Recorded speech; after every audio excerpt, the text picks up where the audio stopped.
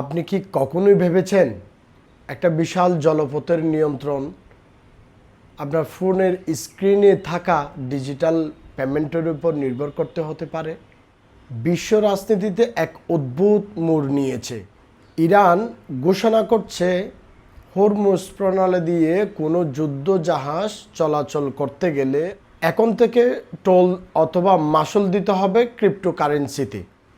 এর কয়েক ঘন্টার পরেই যুক্তরাষ্ট্রের পাল্টা জবাব ঘোষণা। ৩৪৬ মিলিয়ন ক্রিপ্টোকারেন্সি জব্দ করেছে যুক্তরাষ্ট্র।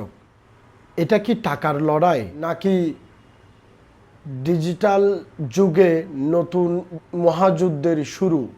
ইরান দাবি করছে পশ্চিমা দেশগুলোর অর্থনৈতিক নিষেধাজ্ঞা এড়াতে ডলারের বদলে তারা ক্রিপ্টোকারেন্সিতে আন্তর্জাতিক লেনদেন করবে, বিশেষ করে হরমুজ প্রণালী দিয়ে।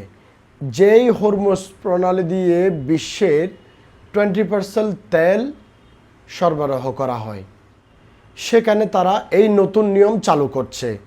এর জবাবে মার্কিন ট্রেজারি ডিপার্টমেন্ট ব্লকচেন অ্যানালিটিক্স ব্যবহার করে ইরানের কেন্দ্রীয় ব্যাংকের সাথে যুক্ত ডিজিটাল ওয়ালেটগুলো চিহ্নিত করেছে এবং বিশাল অঙ্কের অর্থ আটকে দিয়েছে।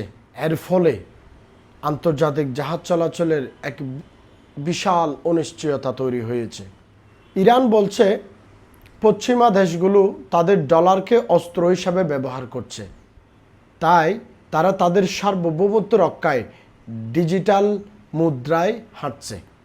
ইরান আরও বলছে এটি তাদের জলসীমার উপর তাদেরই অধিকার। অন্যদিকে ওয়াশিংটন বলছে ইরান ক্রিপ্টোকারেন্সি ব্যবহার করে নিষেধাজ্ঞা অমান্য করছে এবং বিশ্ব অর্থনীতিতে এক অস্থিরতা তৈরি করছে। যুক্তরাষ্ট্র বলছে এটি তাদের জলদস্যুতা ছাড়া আর কিছুই নয়। সাইবার নিরাপত্তা এবং ভূ রাজনীতি বিশেষজ্ঞরা বলছেন এটি ফাইন্যান্সিয়াল সাইবার ওয়ারের একটি নতুন ধাপ। বিশেষজ্ঞরা বলছেন যদি ইরান এই ক্রিপ্টোকারেন্সি ব্যবস্থা সফলভাবে চালু করতে পারে তবে ডলারের আধিপত্য চিরতর হুমকির মুখে পড়বে।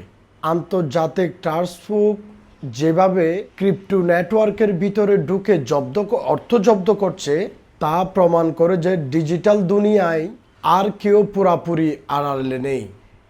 যেভাবে আন্তর্জাতিক খেলায় এক দেশের অন্য দেশের, এক রাষ্ট্রের অন্য রাষ্ট্রের যে অর্থ জব্দের খেলা চলছে, সেই খেলায় আমাদের সম্পদ কতটুকু নিরাপদ? প্রযুক্তি এখন রাজনীতির সবচেয়ে বড় হাতিয়ার। প্রিয় দর্শক, হরমুজ প্রণালীতে যদি এই জটিলতার কারণে জাহাজের জট লাগে, বাংলাদেশে আবারও তেলের বাজারে অস্থিরতা তৈরি হবে। প্রিয় দর্শক, আপনাদের মতামত জানাবেন কমেন্ট বক্সে।